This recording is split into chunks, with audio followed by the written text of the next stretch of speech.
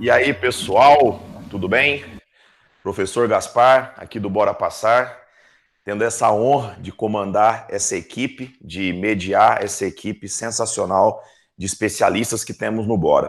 É um assunto delicado, o assunto do Covid, o assunto do coronavírus.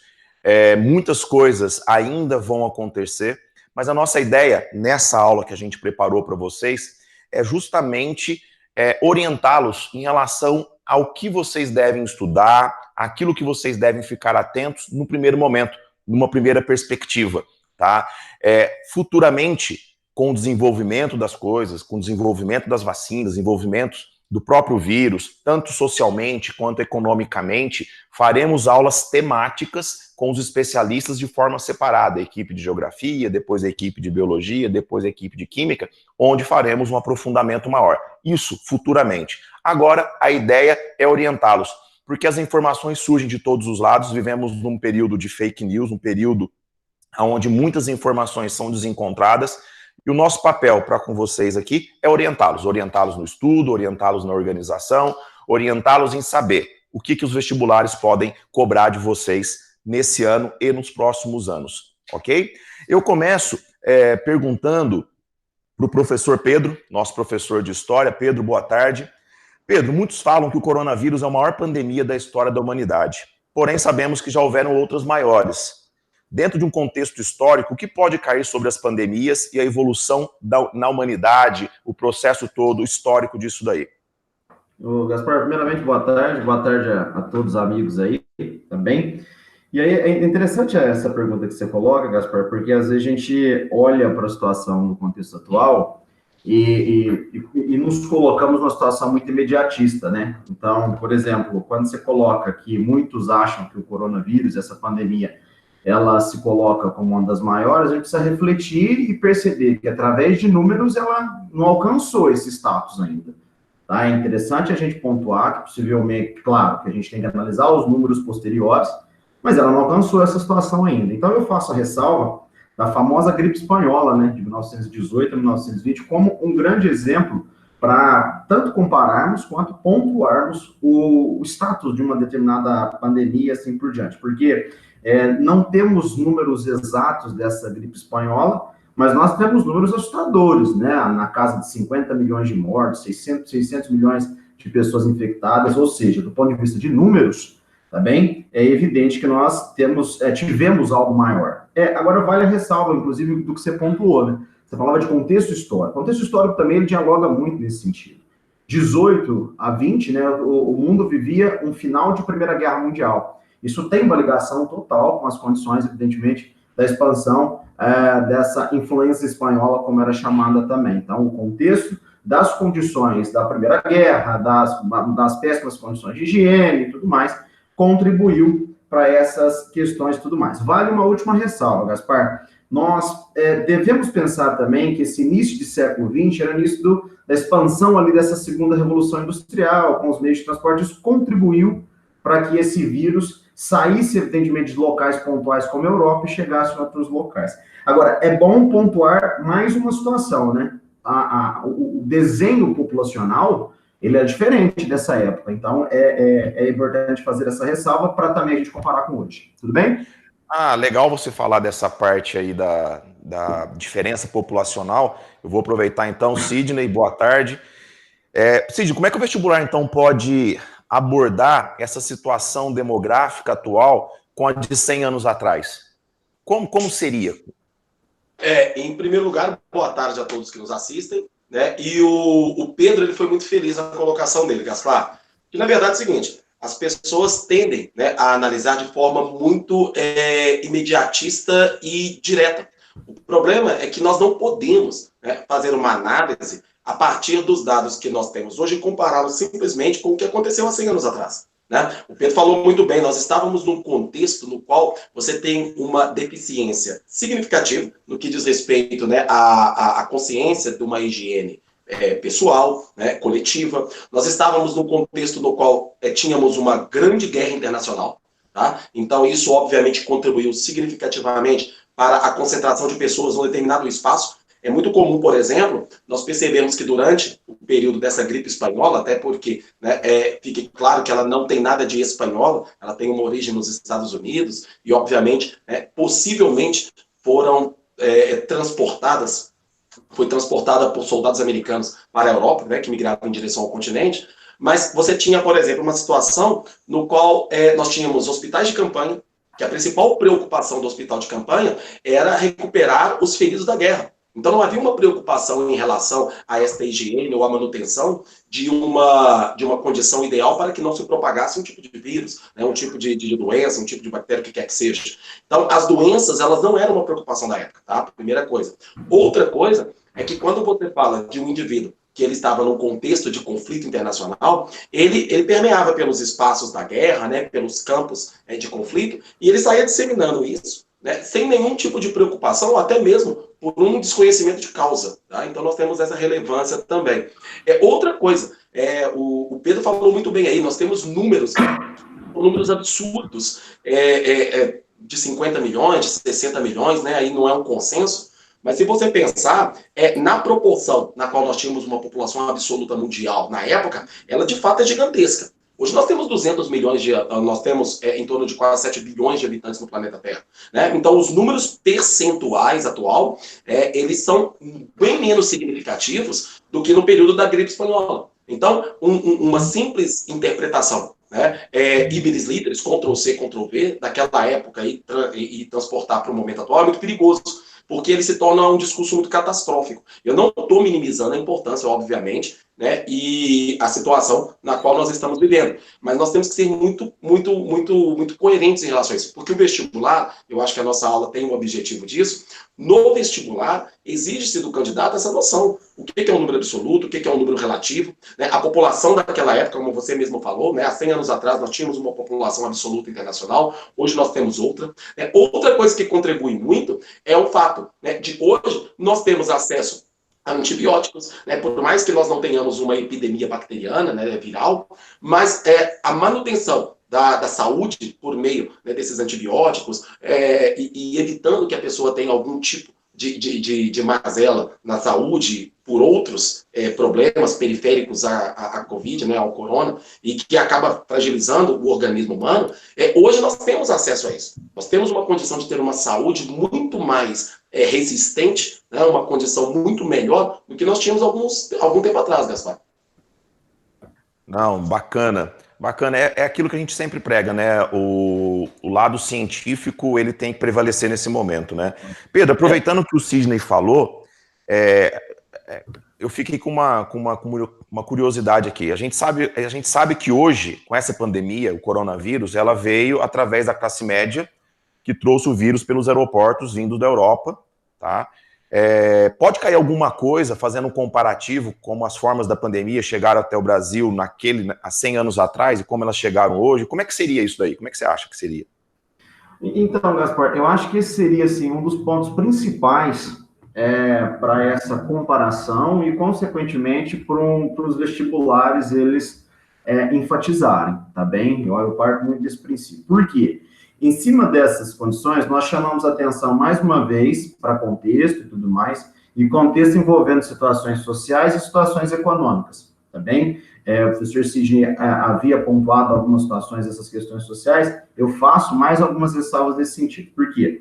Vamos lá. Se você analisar a disseminação da pandemia do coronavírus no nosso contexto atual, ela é muito interessante, né? Porque ela veio, né? Ela saiu, por exemplo, de locais como China, como Europa, e chegou a locais como América e tudo mais, por ordem de uma classe média, e aí eu vou até completar uma coisa que você colocou, né, Gaspar? Colocaram uma classe média alta, muito em função dos que frequentam, evidentemente, os aeroportos e tudo mais. Então, e é interessante porque, como ela vai chegar e a sua disseminação dentro desses locais, aí nós vamos ter uma mudança no panorama dos afetados, né, dos atingidos.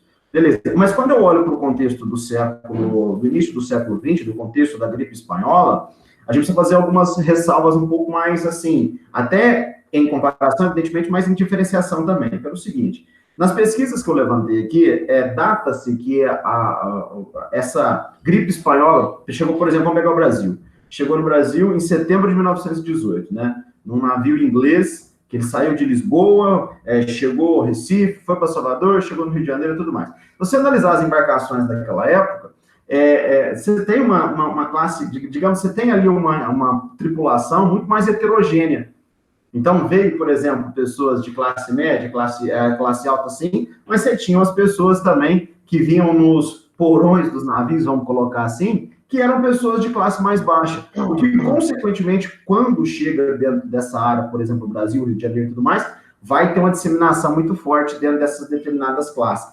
É importante nós olharmos para esses números, certo, Gaspar? É importante para a gente analisar a conjuntura de disseminação, mas como isso também vai chegar dentro de determinados locais e, consequentemente, vai afetar drasticamente determinados setores da sociedade. Tá bem?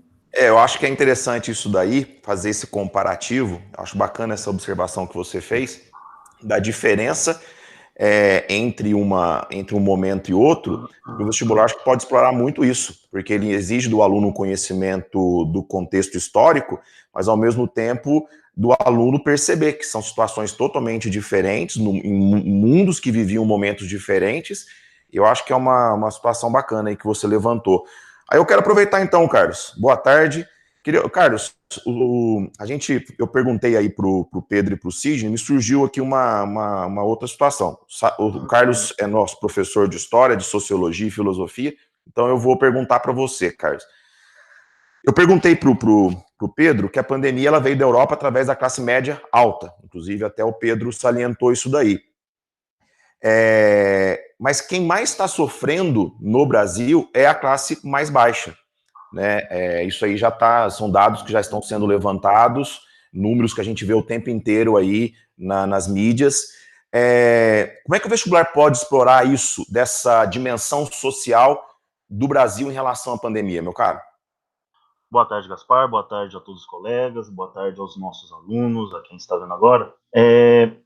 Eu acho que, como o Pedro e você também falou, né, embora a Covid tenha chegado aqui no Brasil pela classe mais alta, né, pela nossa, digamos assim, nossa elite, de certa maneira, é importante dizer que ela é uma doença que ela não faz segregação, né? Então, ela é uma doença democrática. Ela pode atingir qualquer um. A diferença vai estar em quem ela atinge, né? Então, no caso do Brasil, essa doença, ela já tem uma clivagem, como a gente fala, social, né? E ela já tem também uma clivagem racial, tá?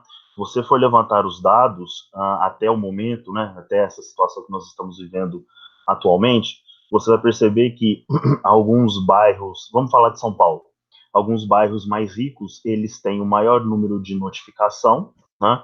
Entretanto, eles não têm o maior número de mortes, ao contrário da periferia, onde a doença já chegou, né?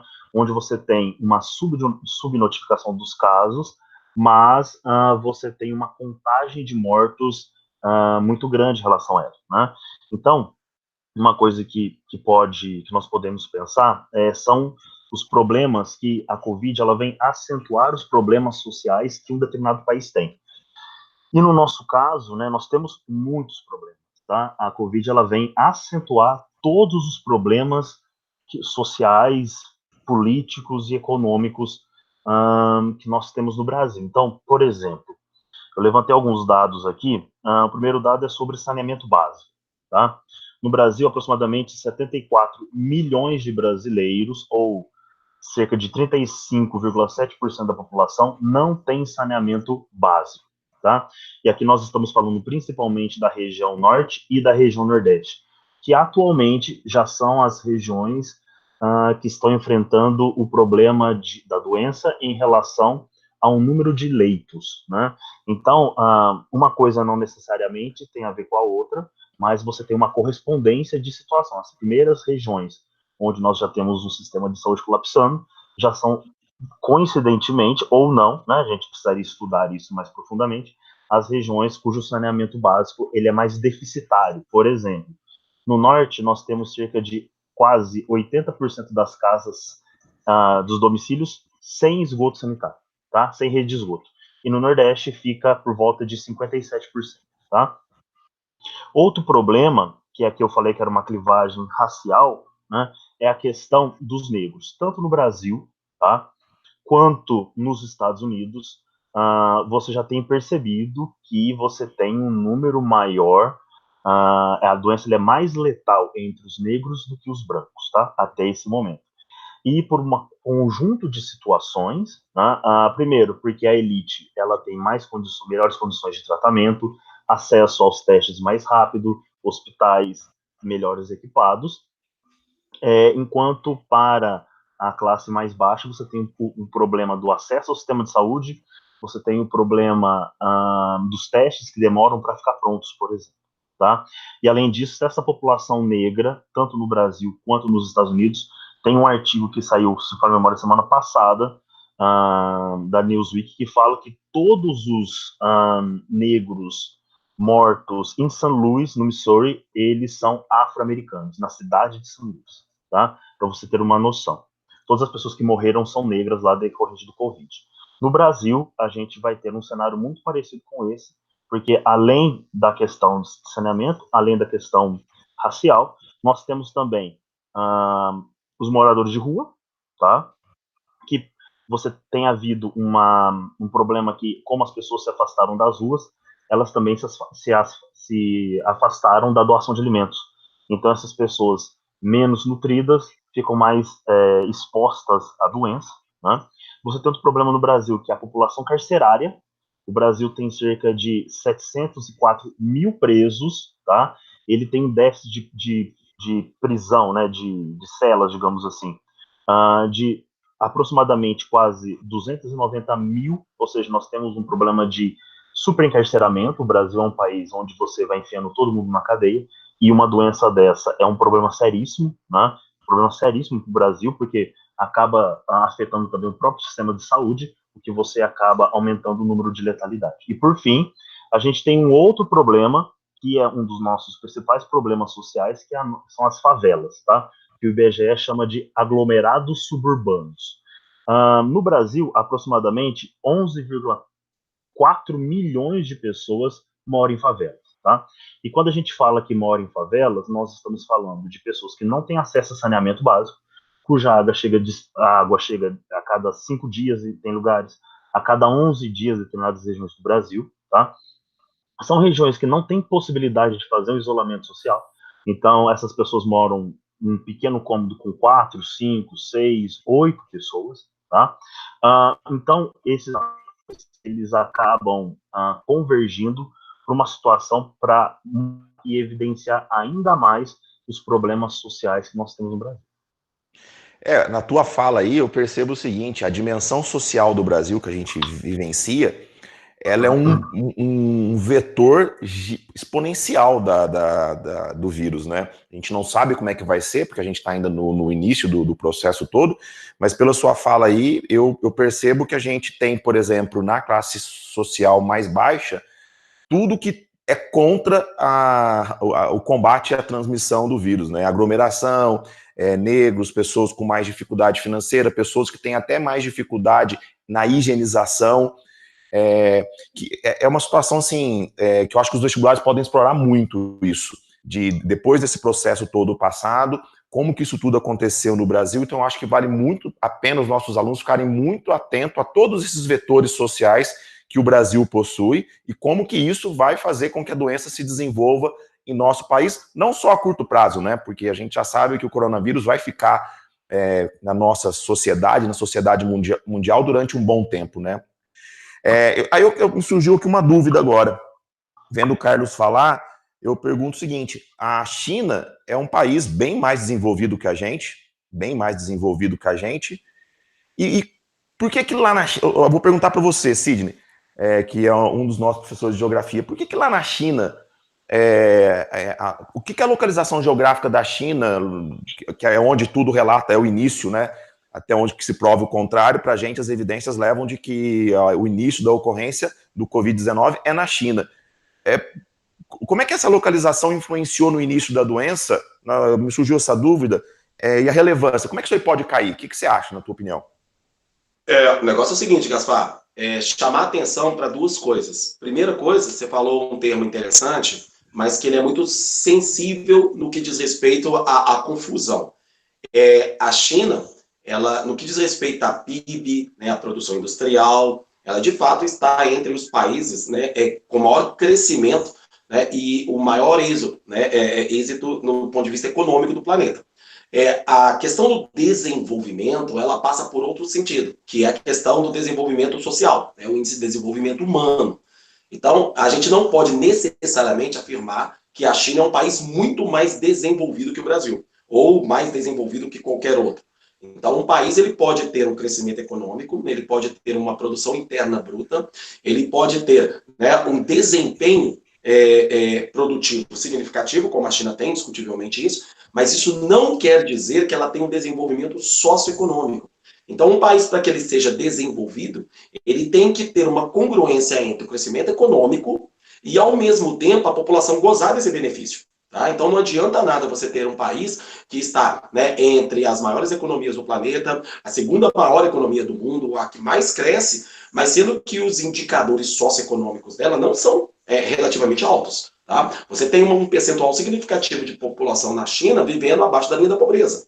Tá? Então, quando você fala em relação à localização da China, quando você pensa em Wuhan, né, que foi a cidade aí até então o epicentro da epidemia e posteriormente se transforma numa pandemia, um dos motivos pelos quais aquela localização naquela cidade ela é relevante é por ela ser um centro industrial, né? O Fred, ele fala bem de economia quando ele trabalha com a China, ele sabe, tem muito mais propriedade que eu para falar acerca desse assunto, mas é uma área no qual, por exemplo, na qual você tem inúmeros consulados, né, internacionais, como consulados europeus, norte-americanos, justamente por conta da importância daquela cidade. Então é uma cidade, e aí, né, os meninos falaram aí anteriormente a mim, nós estamos num mundo globalizado. Nós estamos num mundo no qual o fluxo, né, de mercadorias, capital, serviços, pessoas, ele se torna muito intenso. Então, o Wuhan, por ser um centro industrial e, obviamente, também um centro extremamente populoso, né, lembrando aí que a expressão populoso indica o número de pessoas absolutas, é diferente de povoado, né, que é a densidade demográfica, que também não deixa de ser muito elevada, o que facilita consideravelmente o contágio. Né? A gente vai perceber que essa doença infecto-contagiosa, a proximidade entre as pessoas é um dos principais vetores de contaminação, é um dos principais agravantes. Tanto que a gente sabe que uma das formas de manutenção da segurança é a distância, né, entre uma pessoa e outra. Então, numa cidade como a da China, as da China, você tem um problema muito sério nisso. A proximidade demográfica, né, a situação demográfica, a distribuição das pessoas em espaços no qual você tem aglomerados humanos, e aí o Carlos falou muito bem, as favelas no Brasil, elas têm esse mesmo viés, né, a proximidade geográfica, obviamente. Além de nós termos essa incapacidade de assistir a população nas suas necessidades básicas de higiene, alimentação, saúde, a proximidade física já é o suficiente para comprometer essa exposição a um alto índice de contaminação. Outra coisa que nós temos que pensar é que a China, e aí quando eu falo localização, eu estou saindo um pouco de Wuhan, estou falando do país. Historicamente, os professores de história também, né, trabalham muito com isso, sabem isso muito melhor que eu. A China, ela após a Revolução Maoísta, né, de Mao Tse-tung, a Revolução Socialista, a China, sob a expectativa de um crescimento de abundâncias, né, a partir da criação das comunas populares, da estatização dos meios de produção, ela acabou passando por um reverso dessa proposta, que foi a Grande Fome, né, que ela vai começar ali na década de 50 para a década de 60, e a população, ela desprovida de recursos produtivos, principalmente porque a área de produção agrícola, a área de produção rural, né, ela acabou ficando na mão do Estado, e sendo que esse Estado ou ele distribuía como lhe convenia, ou as pessoas que tinham acesso a isso, eram aquelas que as pessoas eram escolhidas para receber o benefício. Então, na verdade, era aquilo que aparentemente era de todos, mas não era de ninguém, era do Estado, ele que definia. Então, isso obrigou a determinados grupos de pessoas a consumir um outro tipo de alimento. Que, por exemplo, os animais exóticos, os animais silvestres. E aí a biologia vai trabalhar muito bem com isso. Existem alguns destes que são portadores, né, de vírus, que em comunhão, né, com o organismo humano podem se transformar num vírus letal, né, num vírus de grande magnitude de contaminação. Então, um problema da China, a localização dela e o fato de ser a China, o histórico dela comprometeu muito. O fato dela, né, ter pego, né,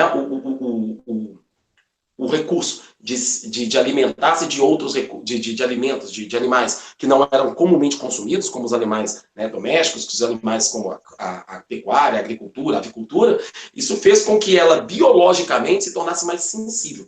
Agora, quando você transporta para outros países, existem outros vetores, né? Você tem o envelhecimento demográfico, que é o caso da Itália, o que torna as pessoas extremamente mais frágeis, né, do ponto de vista imunológico, né? É interessante que depois a gente até pode discutir um pouquinho sobre isso. O Brasil ele tem um papel interessante, né, que é o rejuvenescimento do coronavírus. A gente vai perceber que o índice de contaminação no território brasileiro ele escapa um pouquinho da realidade até então que se acreditava. Que as pessoas mais velhas, né, ou as mais novas, por conta dessa deficiência imunológica, fossem os principais responsáveis, né, por aumentar o número de pessoas contaminadas. Legal. Você falou uma coisa aí, ó, a gente que é leigo no assunto, a gente ouve, ó, por isso que eu falo da importância da gente se informar cientificamente. A gente vê muita coisa na internet dizendo que o vírus é de laboratório, depois foi combatido, dizer que é o clima da China ou a população da China que incentiva. Você me falou uma coisa e surgiu uma dúvida. A gente não tem essa noção, e a gente acha que às vezes os chineses se alimentam desses animais silvestres por serem justamente exóticos. Eles gostam de comer coisas diferentes. E olha que coisa interessante, a gente que é leigo, e o aluno às vezes, como não tem acesso a uma informação científica, ele cai totalmente nisso daí, e o vestibular pode muito explorar isso daí, né, e o aluno ter essa visão científica. Eu até vou perguntar isso pro Michel. Desculpa, só te interrompendo, é interessante isso que você falou. Eu tenho um dado estatístico aqui que 59% da população chinesa não é a favor do consumo desses animais, do comércio de animais exóticos. Tanto que a gente tem muito na dúvida, ainda não tem dúvida se foi o mercado de frutos do mar de Wuhan que contribuiu para essa expansão, ou foi o consumo de animal silvestre. Porque nos últimos anos, Wuhan foi uma das primeiras cidades a reabrir o mercado desses animais, do consumo desses animais, e o problema é que eles são mantidos nas feiras em condições de pouquíssima higiene, né, de sujeira. Então, assim, mais de 50% da população chinesa não concorda com o consumo desses animais, para você ter uma ideia. Legal. Ô, Michel, então eu vou passar para você a bola agora. O Cid me falou um negócio aqui, o Michelzinho, vamos ver se o Michelzinho me ajuda. Surgiu uma dúvida aqui, então. Eu vi a fala do Carlos em relação à dimensão social no Brasil, em relação ao saneamento básico. Aí eu passei a bola para o Cid me puxou ainda mais a dúvida da dimensão disso. No Brasil vai ter o desenvolvimento da doença por falta de saneamento básico, nas classes sociais mais baixas, mas não pelo mesmo motivo que da China, né? Então eu queria que você levantasse 2 pontos para mim, Michel, se possível. Como que funciona na China essa parte dos animais silvestres, como é que funciona essa relação que eles dizem do vírus iniciar com os animais silvestres? E eu queria que você já passasse para mim, já aproveitando que eu estou com você aqui, no Brasil eles falam muito das outras doenças que acontecem simultaneamente, doenças causadas por vírus, por bactérias, por protozoários, por vários tipos de doenças, que também são uma preocupação, né? Que tudo isso também está relacionado a uma dimensão social. Eu queria que você já fizesse também um apanhado disso daí para mim, falasse dessa parte da China e já me falasse também a respeito dessas doenças todas que junta, desculpa a pergunta longa para você, mas seria mais ou menos isso, de como é que essas doenças todas no Brasil acontecem e qual que é o risco. Eu ouvi muito assistindo outros programas, outras mídias, assim, eles falando do colapso da saúde no Brasil está muito relacionada com outras doenças que podem acontecer simultâneas, mas a gente percebe que tudo está um pouco relacionado com o desenvolvimento social do Brasil. Boa tarde, Gaspar. Boa tarde, meus queridos colegas professores. Boa tarde, galera. Bom, a questão é bem ampla, Gaspar, para a gente falar. Em primeiro lugar, existem diversos parasitas, vírus, bactérias, protozoários, que estão presentes em secreções, no sangue, na saliva, nas fezes de animais. E, como o Sidney falou muito bem, você ter o contato direto com essas secreções agora facilita a passagem do parasita de uma espécie para outra. Então, o ser humano, tratando com animais silvestres, mesmo com animais domésticos, como a gente já teve o caso da gripe aviária e da gripe suína H1N1A, você tem agora os parasitas sendo passados para o ser humano, inadvertidamente, quando ele manipula essas secreções, E aí o que vai acontecer? Normalmente o parasita é específico agora para um hospedeiro. Ah, então o vírus do morcego só vai ficar no morcego? Mas ao acaso podem surgir mutações e recombinações e surgem variedades capazes de infectar o ser humano. É claro que o aparecimento dessas variedades é totalmente ao acaso, mas o Sidney falou muito bem, o contato, a manipulação desses animais silvestres de maneira agora totalmente, vamos dizer assim, desigienizada, sem nenhum tipo de controle, permite que essas secreções dos animais entrem em contato com o ser humano e aí pode acontecer a transmissão. E aí, questão de superpopulação e tal, e facilidade de transporte, facilita a dispersão pelo mundo hoje. Então, isso não é só na China, por exemplo, na África, o ébola, ou ebola, como queiram chamar, também passou de primatas para o ser humano através da caça desses primatas, da manipulação desses animais silvestres agora, na busca por alimento, que é típica de certas populações mais interioranas.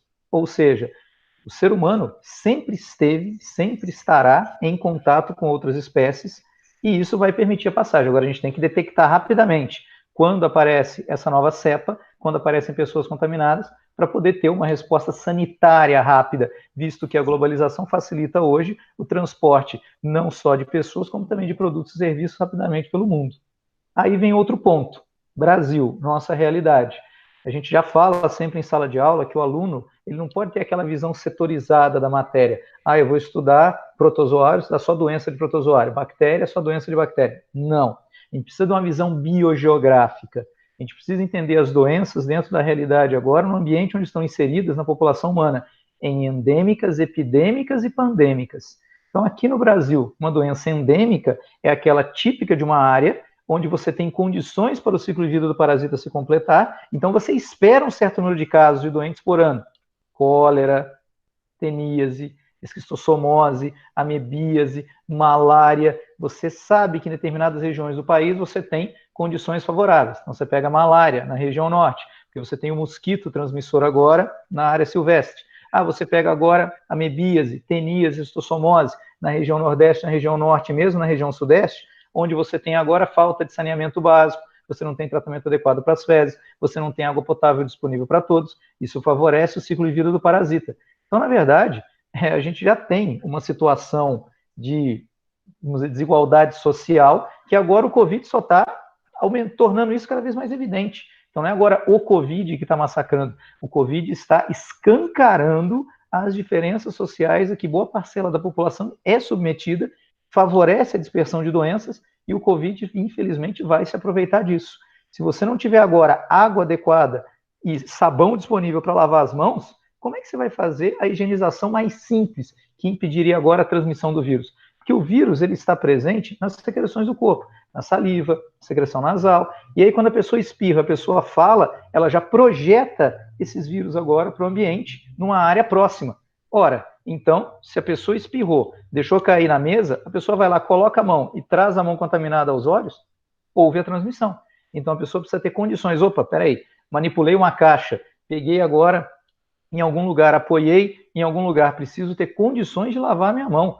Ah, mas álcool gel nem todo mundo vai ter acesso, mas água e sabonete todo mundo deveria ter acesso.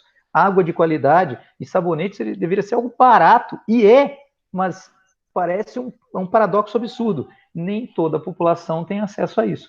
Por isso que muitas doenças são endêmicas do nosso país e nós temos surtos epidêmicos, nós temos essas doenças endêmicas tornando epidemias. Uma epidemia é quando a doença está restrita a uma certa área geográfica, mas o número de casos foi acima do esperado.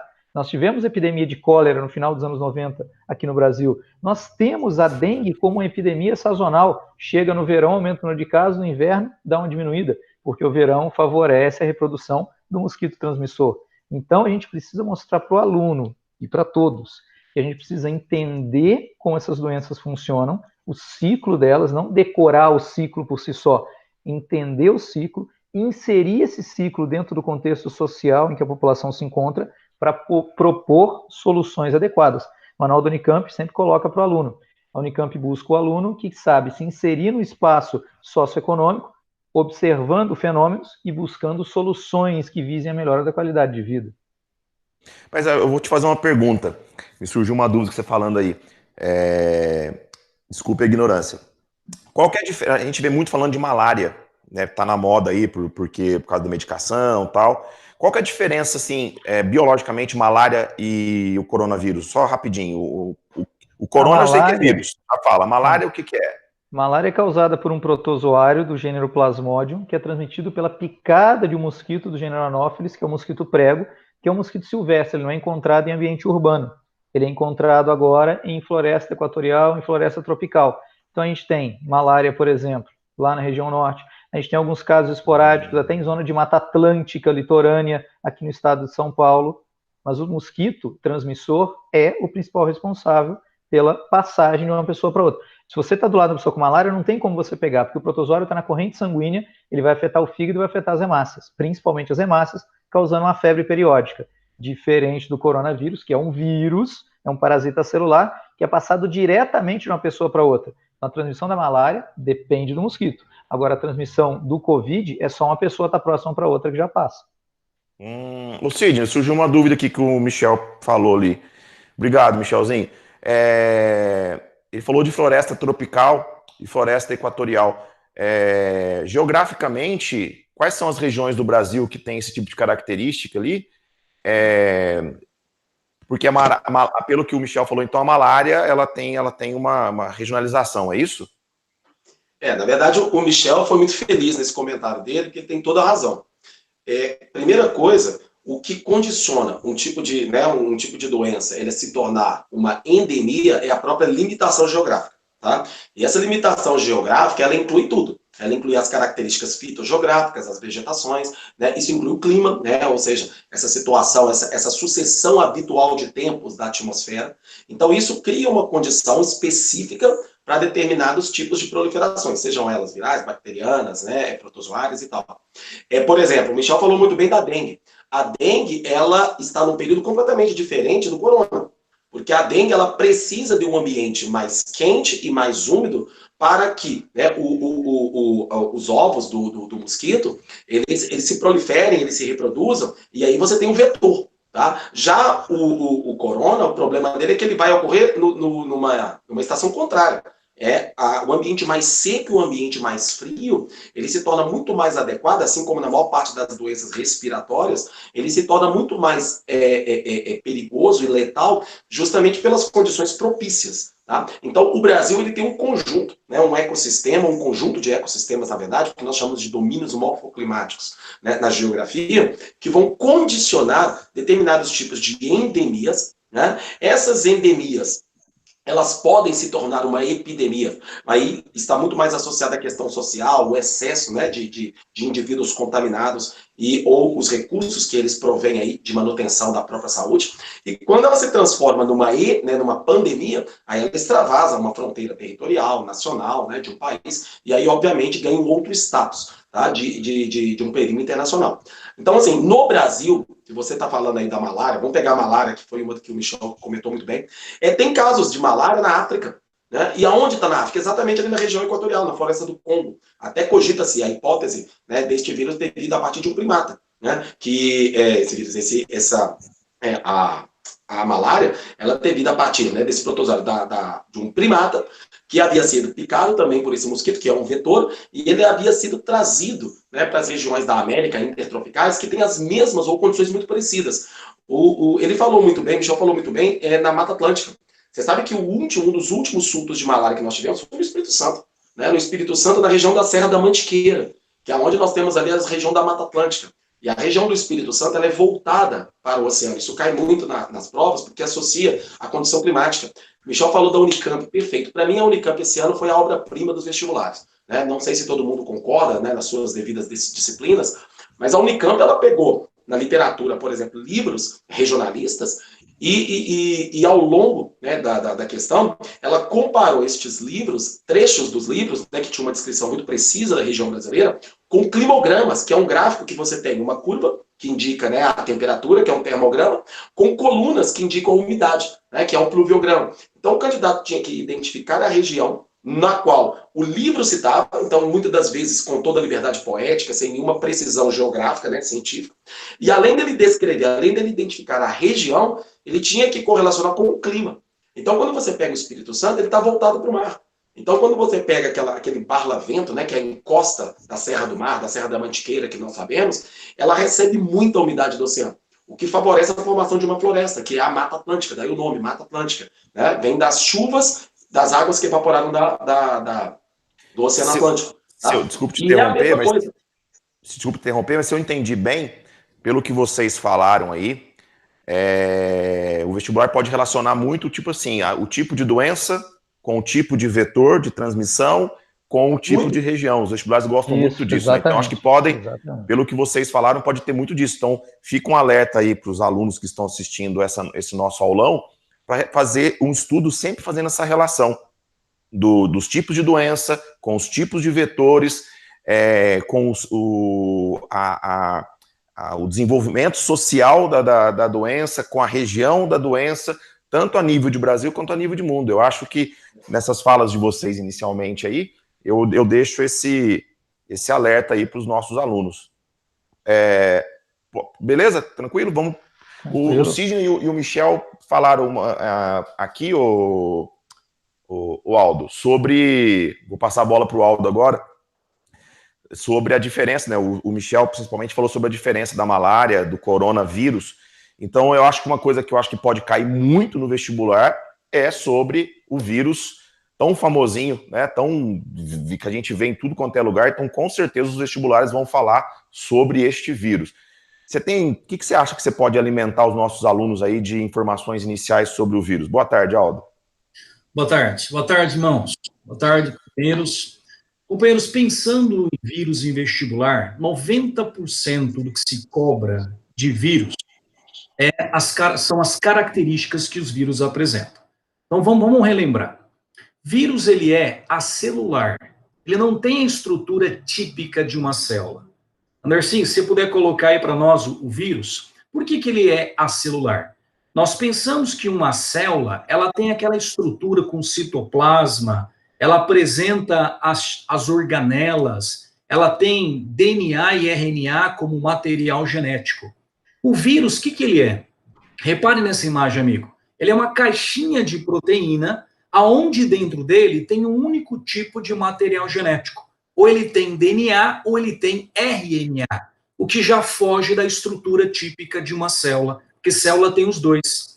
E muitos vírus também, como o coronavírus, eles vão apresentar uma capa lipoproteica, uma espécie de uma membrana que geralmente ele traz quando ele sai da célula. Ele traz um pedaço dessa membrana com ele. Então, olha só, a estrutura dele é muito simples. É uma caixinha de proteína com um tipo de material genético, podendo apresentar esse envoltório lipoproteico, certo? Agora, amigos, outras características que marcam muitos vírus, principalmente em vestibular. Eles não têm metabolismo próprio. Eles não conseguem executar suas próprias reações químicas. Daí a necessidade do vírus invadir uma célula. Ele tem que escravizar a célula, tomar conta da maquinaria celular para conseguir reproduzir. Então, qual é o objetivo do vírus? Reproduzir. Ele quer reproduzir. E ele, para fazer isso, ele precisa de uma célula. Ele escraviza a célula. Eu costumo comparar o vírus como sendo um verdadeiro pirata celular. Porque ele vai invadir a célula, ele vai saquear a célula, ele vai tomar conta do metabolismo dela, vai reproduzir e vai fazer o que no final com essa célula? Vai matar a célula. Daí, né, os sintomas que a pessoa vai apresentar é do mau funcionamento daquele órgão, daquele tecido que está sendo danificado pelo vírus. No caso do coronavírus, quais são os sintomas? Do mau funcionamento do sistema respiratório de uma maneira geral, porque as células, de alguma maneira, estão sendo danificadas. Tem a reação do corpo em volta disso também. E outra, irmãos, hoje o vírus ele é tão simples que existe até uma discussão se ele é considerado ou não um ser vivo, que é uma questão típica também de vestibular. A maioria aceita que vírus hoje é ser vivo porque ele tem 3 características encontradas na vida. Primeiro, ele tem a presença do material genético, que vida tem material genético. Ele tem a capacidade de reprodução, mesmo que indiretamente, mesmo que invadindo a célula. E ele tem, olha só, a capacidade de evolução. Vírus evolui.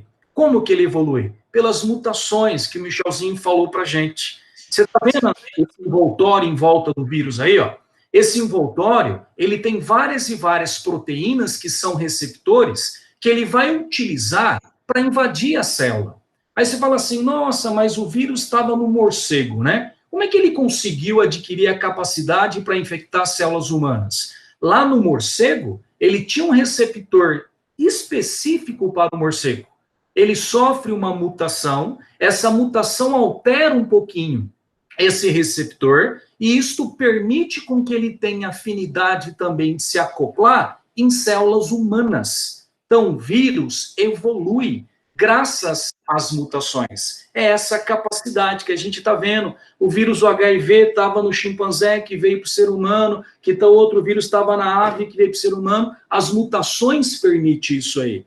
E olha, irmãos, nada impede que depois dessa onda que nós estamos vendo, que cria uma certa, que vem a vacinação, as pessoas ficam imunizadas pela própria doença, nada impede do que novas mutações alterem esse vírus e nós teremos aí outras e outras situações envolvidas também com isso. A gente tem que ter noção, o vírus está em constante processo evolutivo.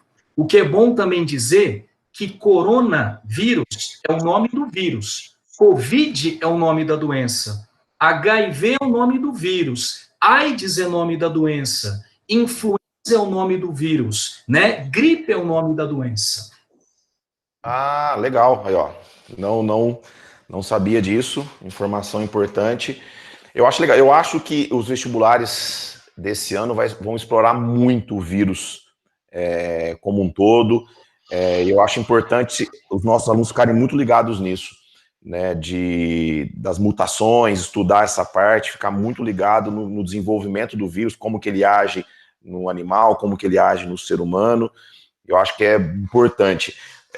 Você me falou aí, acabou me dando uma ideia aqui, porque você falou aí da capa lipoproteica que o vírus tem, e a gente vê muito falar que a higienização está ligada muito a essa parte do vírus.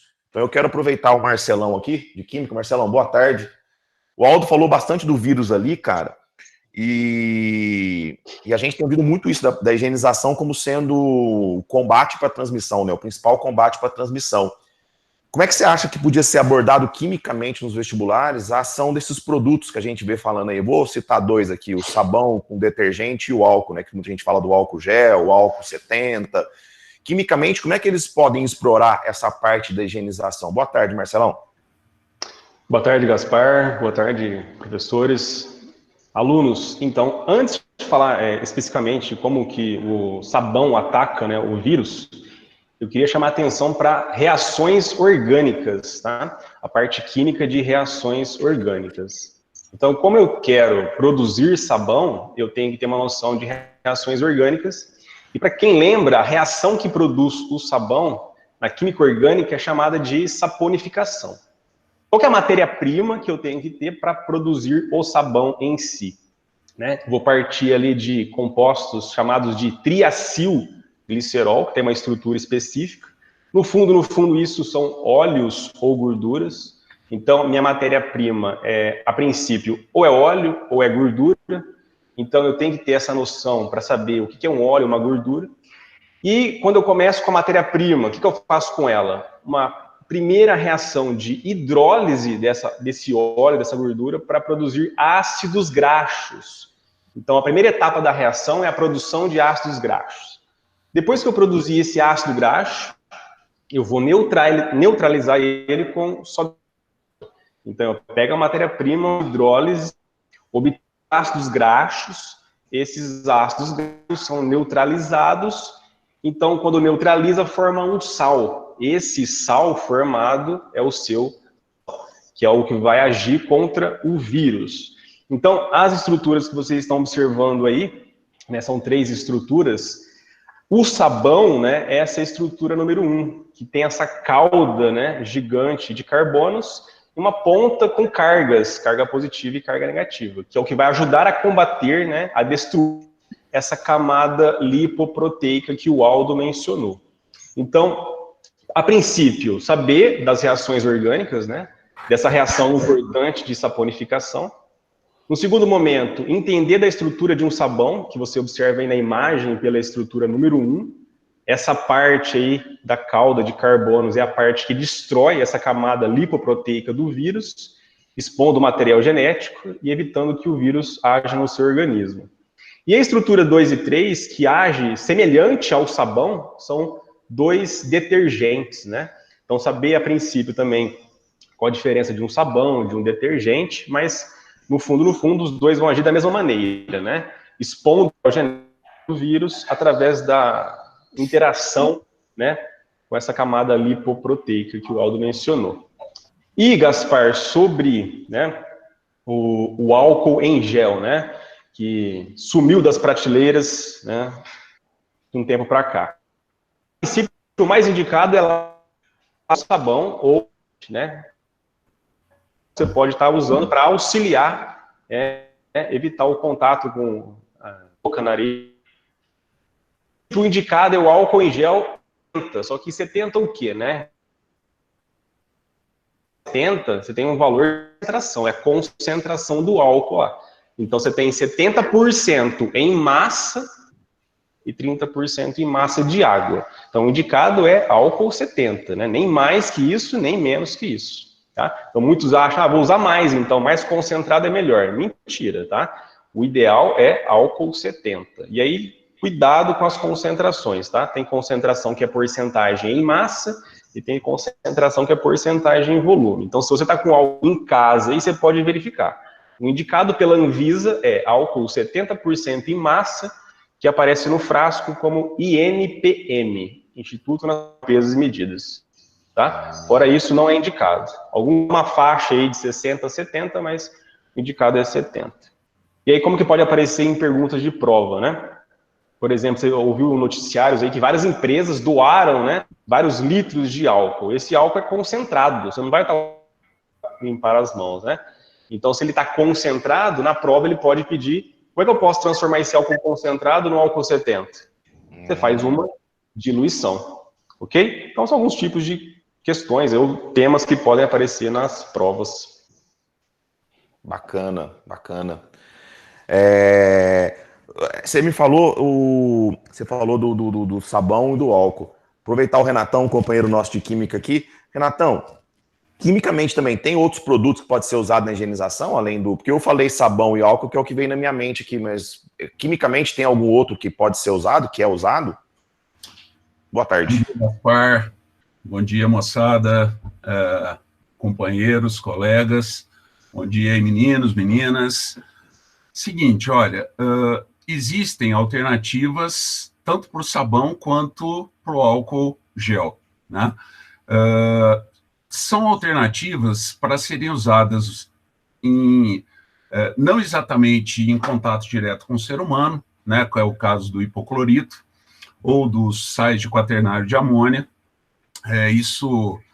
São opções, são coisas bacanas de serem usadas, mas as cidades, por exemplo, elas estão usando uma solução de hipoclorito para desinfetar locais de muito movimento, de muita aglomeração de pessoas, e que não é muito adequado para ser usado diretamente na pele, porque é uma solução que tem uma substância mais agressiva do que o álcool e, obviamente, mais agressiva do que o sabão também. Mas, pessoal, o hipoclorito, né, eu vou falar primeiro do hipoclorito, e tanto, né, o Marcelo já tinha falado aí do álcool, da concentração, e nós temos visto aí muita gente falando a opção de usar o hipoclorito para borrifar sacolinha de supermercado, coisas que não estão diretamente em contato com a pele, antes de você colocar dentro de casa. Primeira coisa que eu quero abordar é o seguinte: essa aí é a fórmula que vocês estão vendo, é a fórmula do hipoclorito de sódio, é um sal. Observem que tem ligações covalentes, tem ligações iônicas, é um aspecto que pode ser abordado em qualquer vestibular, perguntar sobre ligação iônica, sobre ligação covalente. Há uma recomendação que você não use a solução de hipoclorito, que é vendida no supermercado, normalmente com o nome de Cândida, água sanitária, cada região tem um nome, né, diferente.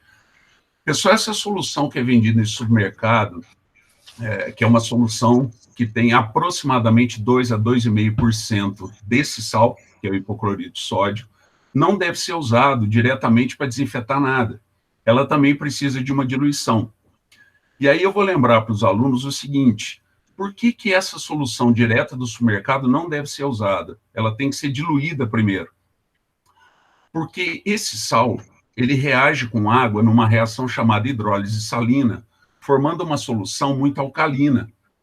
E quando a solução está muito alcalina, a quantidade da verdadeira substância que desinfeta, que mata, inativa o vírus, que é o ácido hipocloroso, que é formado na reação do hipoclorito com água, ele vai estar numa concentração muito baixa, em pH muito alto.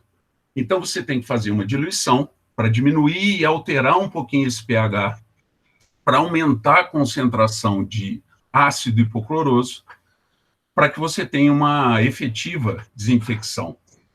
Isso envolve duas coisas que podem ser muito abordadas em vestibular. Primeiro, a reação de hidrólise salina, que vai gerar uma solução alcalina, e aí alguém pode abordar cálculo de pH e coisas desse tipo. E uma segunda coisa é que essa reação de hidrólise salina, ela ocorre em equilíbrio químico. E essa variação de pH vai deslocar essa reação para ter maior quantidade de produtos ou de reagentes, dependendo da situação.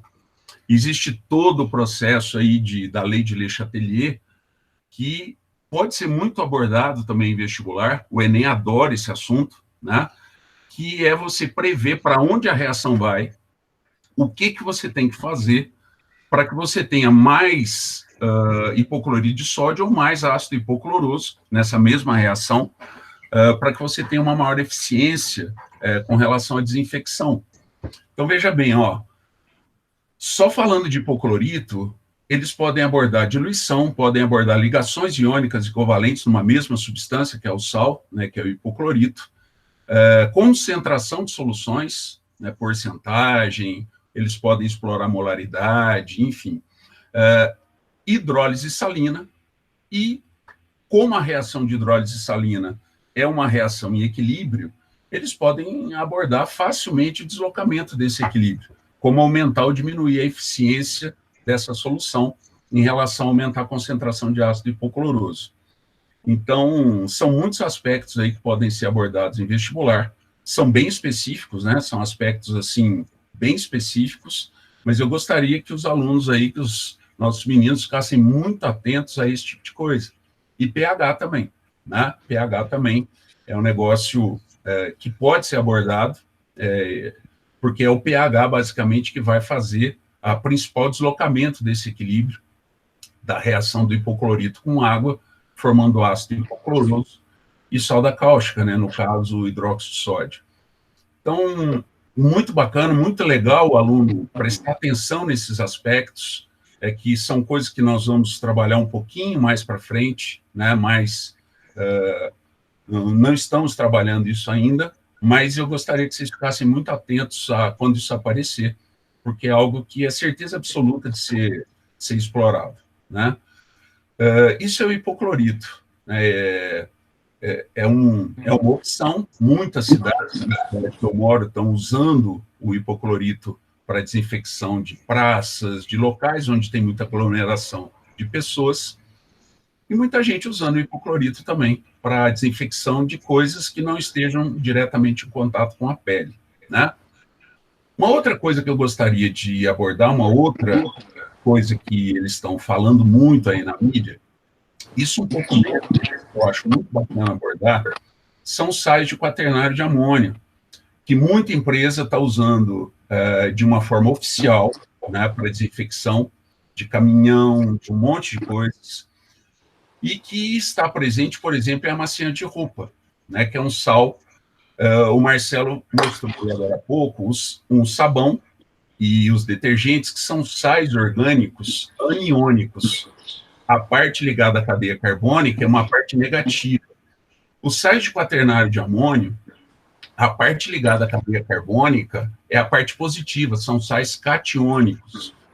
E eu queria que os alunos prestassem atenção, porque os sais de quaternário de amônio são muito pouco explorados, até hoje, pelo menos, né? Em qualquer material, em qualquer vestibular. Eles nunca foram muito explorados. É muito difícil você ver um anúncio de amaciante de roupa dizendo que aquilo desinfeta a roupa também. Por N aspectos, até de marketing, você não escuta falar isso. Né? Mas eles são bons desinfetantes também.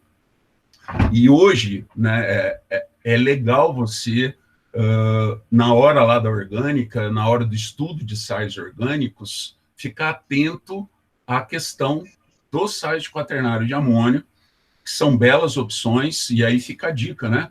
Você lava uma máscara que você tem que trocar, né, de tempos em tempos, tem que lavar e tal, deixá-la de molho depois no amaciante de roupa, que além de ajudar na desinfecção, vai dar um cheirinho bacana também na máscara. Né? Vai deixar um cheirinho bacana também. E vai ajudar muito na desinfecção também.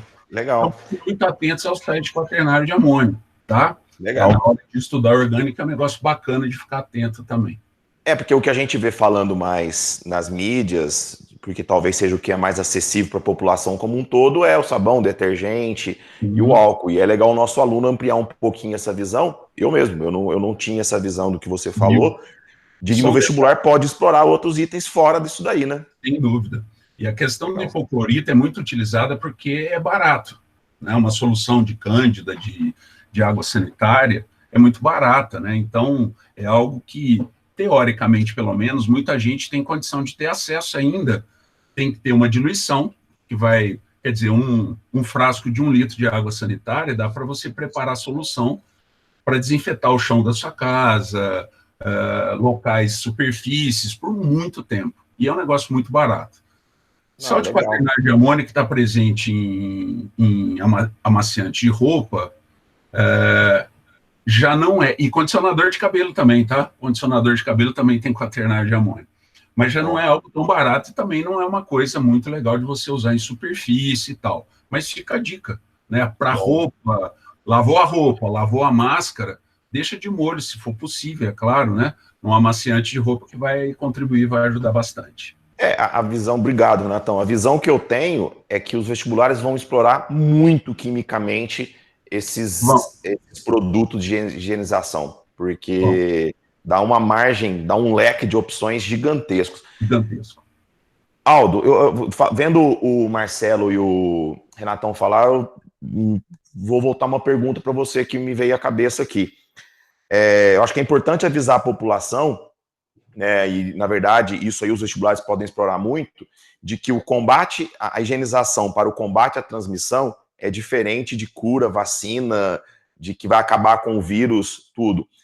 E então surge sempre essa dúvida, remédios para cura e até essa ânsia que as pessoas ficam em buscar a cura, preocupado com vários fatores, né? O que você pode falar um pouquinho para a gente sobre os vestibulares que podem explorar sobre remédio, cura, vacinas, principalmente? Irmão, nós chegamos num ponto agora da vacinação, que é o queridinho dos principais vestibulares.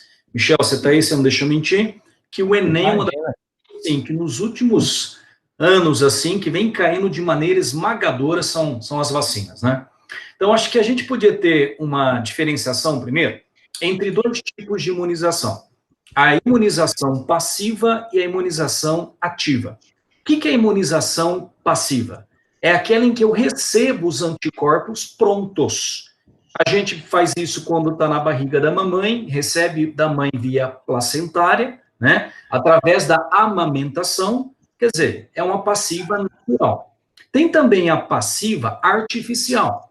Fui picado lá pela cobra, eu vou pegar o soro, esse soro eu contenho anticorpos já previamente produzidos, geralmente pelo cavalo, aonde eu vou colocar no meu corpo. É uma passiva artificial. Aí nós temos a imunização ativa. Ativa é aquela em que o meu organismo vai fabricar os anticorpos. Nós temos a ativa chamada de natural. É naquela em que eu pego uma doença, o meu sistema imunológico vai fabricar os anticorpos para aquela doença.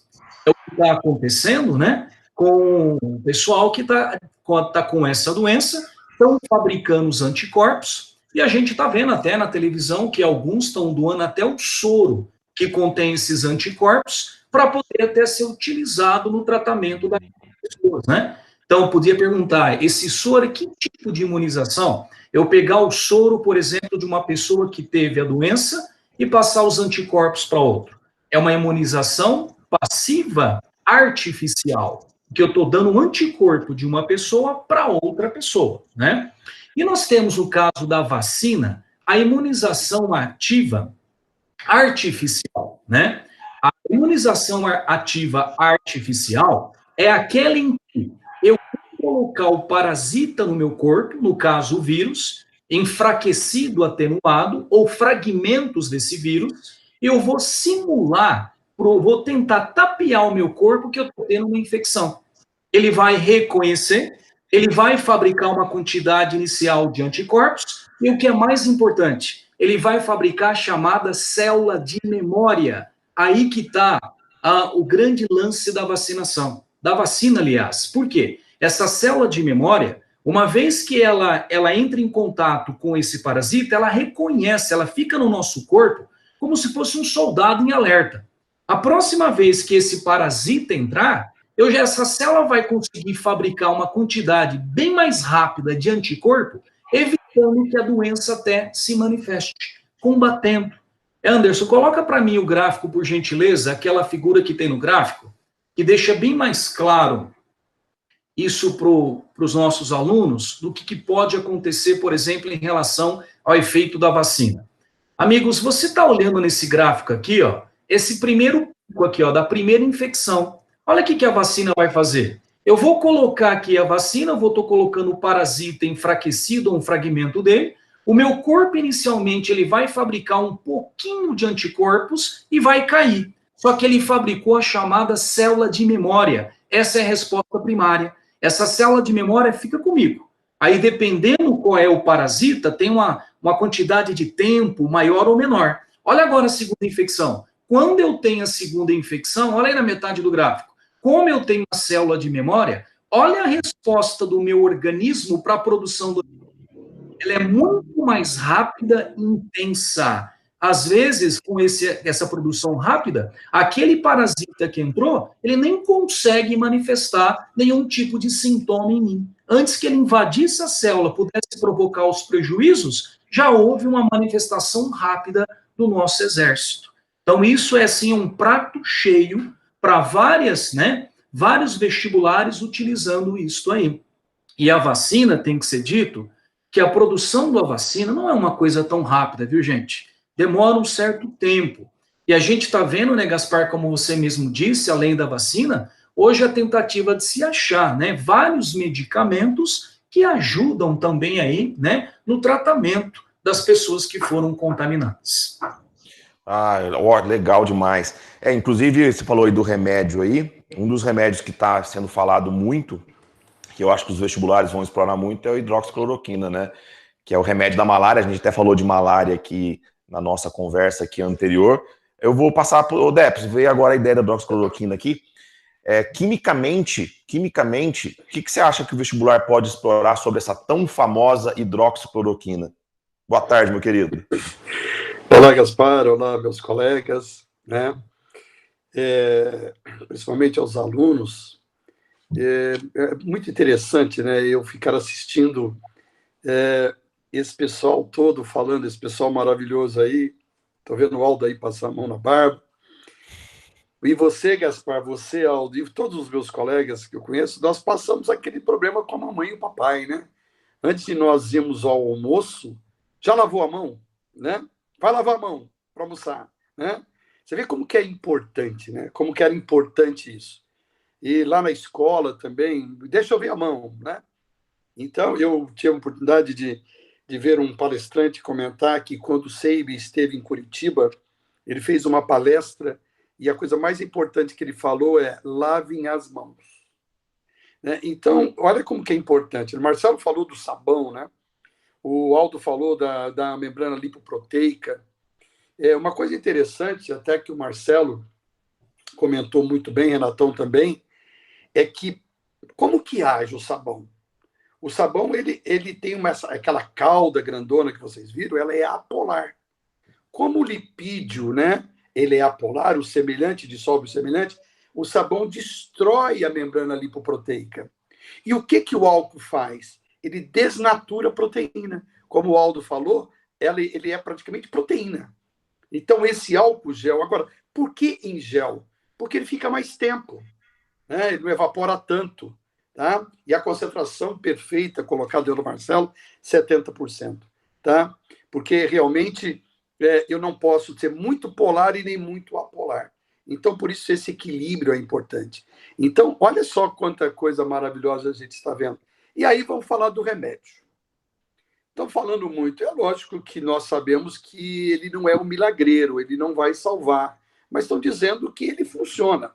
Só que eu vejo alguns apresentadores falarem bobagem. Um fala cloroquina, outro fala hidroxicloroquina. São duas moléculas diferentes. O hidroxicloroquina tem o grupamento OH do álcool. Já a cloroquina não tem o grupamento OH do álcool. Então não dá aquela polaridade, aquela famosa ligação de hidrogênio que a gente precisa para fazer a desnaturação da proteína, transformar em terciária, secundária e primária. Então, essa é a ideia. Por isso que ele pode agir assim, tá? Mas vamos ver melhor. Anderson, coloca aí a fórmula então, do hidroxicloroquina para o pessoal ver e se familiarizar esse remédio. Né? Quando você tomar esse remédio, você vai tomar isso daí. Ó. Essa hidroxicloroquina. Se você tirar aquele OH que está aqui do lado direito, certo? Ele não é, aí chama cloroquina. Esse é mais potente. Ele tem mais ligações de hidrogênios. Agora, o que pode cair em química orgânica? Um monte de perguntas, né, gente? Primeiro, as funções orgânicas. Né? Nós temos aquele cloro, né? O professor comentou, Renatão comentou do hipoclorito, ó, a presença do cloro aí. Ó, tá? Então, o cloro aí é um haleto orgânico. Nós temos esses nitrogênios, que são compostos nitrogenados, substâncias de caráter básico, né? Que pode, inclusive, alterar o meio do pH, comentado pelo Renatão. Eu tenho o grupamento OH do álcool.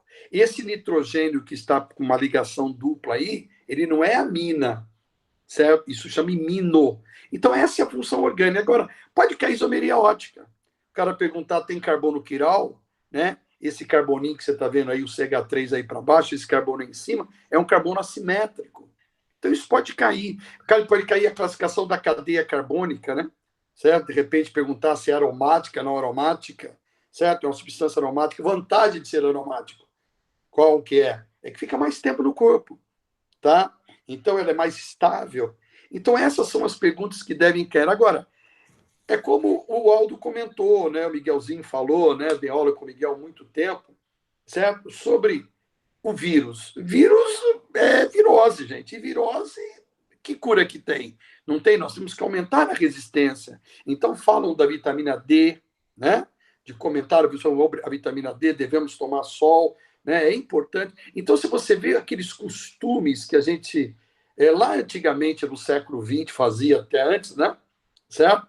Lavar as mãos, tomar sol, né? Olha como que é importante para dar essa resistência para a gente. Isso é importante não só no fato de que você tenha uma resistência maior, mas que você tenha uma maneira de interpretar essa doença melhor. Então é isso, Gaspar. Esse é o remédio que provavelmente pode cair. Agora, muito cuidado em falar cloroquina e falar hidroxicloroquina, certo? São duas coisas diferentes. Eu acho que obrigado, Deps. Eu acho que o vestibular pode explorar muito isso, né, da diferença entre hidroxicloroquina e cloroquina. Talvez surja outras medicações, outros componentes orgânicos, remédios, tudo. Eu acho que é importante o aluno ficar muito ligado nisso e fazer uma pesquisa sempre muito ampla. Mas vocês falando, o Aldo falando, o Deps falando, o Marcelo, todos vocês falando... Ô, Gaspar, desculpe te interromper um pouquinho. Pode. Ontem eu assisti um documentário americano. A gente fala muito que hidroxicloroquina é usado para malária. Mas eu ontem fiquei sabendo e pesquisei, e realmente ele é mais usado, sabe para quê? Para lúpus. Então, o que tem acontecido nos Estados Unidos? Eles estão comprando tanto hidroxicloroquina que está faltando esse medicamento para as pessoas que fazem tratamento de lúpus. Então, fica aí, né, a indagação para o pessoal, né, para os meus amigos, certo? Principalmente aí o pessoal da sociologia, né? Esse cuidado, né? Poxa, quer dizer, eu tomo um remédio que de repente funciona para mim. Aí esse remédio está sendo vendido para alguém que normalmente acha que não funciona. Então é perigoso. Isso é uma questão social, precisa tomar cuidado. Então não é sair comprando hidroxicloroquina aí, certo? Saber se realmente funciona. Agora, para lúpus funciona, para malária funciona. É isso que eu queria porque a hidroxicloroquina, pelo que a gente tem ouvido falar, ainda está em fase de testes, nem comprovados né? Não, nem é. E você me falou da parte social, e até a pergunta que eu vou fazer para o Carlos. Ô, Carlão, cara, a gente vê muito falar que no Brasil tem uma resistência muito grande sobre a vacinação, né? O Brasil, a vacinação, até no começo do ano, a gente estava ouvindo falar da volta dos casos de sarampo, né, em um volume grande que não acontecia há vários anos, justamente pelo brasileiro ter essa desinformação.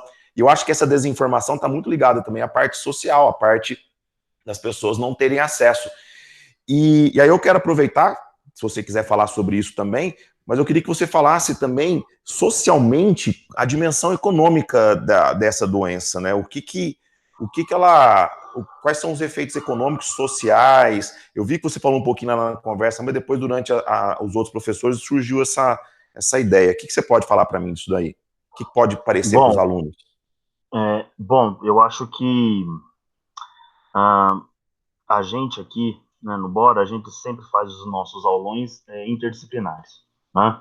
Esse é um trabalho nosso já de muitos anos, mas eu acho que até agora, até essa situação, nós nunca falamos de algo que seja tão interdisciplinar quanto essa situação que nós estamos vivendo, né? Então, nós temos um autor aqui, o Fred também conhece muito bem, nós temos um autor dentro da antropologia, né, considerado um dos pais da antropologia, sobrinho do Durkheim, que é o Marcel Mauss, né? E o Marcel Mauss, ele trabalha com uma dimensão dos seus escritos que ele chama de fato social total, tá? Ou fenômenos sociais totais. Se o Fred quiser até falar mais um pouco, onde ele envolve todas as dimensões da vida humana, né? Então a gente falou aqui da esfera social, nós falamos do aspecto histórico, nós poderíamos falar do direito, nós falamos da química, da física, da biologia, né? E o aspecto econômico é outro dele, né? Uma situação que tem sido muito discutida, né? Quem está acompanhando a situação nossa, né? Quem acompanha os jornais, é a dimensão entre saúde versus economia, né?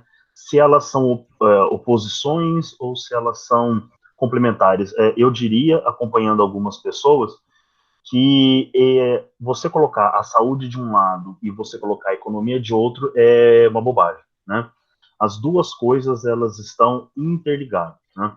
Eu estava ouvindo alguns economistas falar essa semana, um deles chamado Carlos Góes, que ele estava trabalhando justamente isso, né? Que a primeira coisa é que essa crise que nós estamos vivendo, do ponto de vista econômico, ela é exterior à economia, ou seja, ela não tem um agente dentro da própria economia que o tenha causado, né?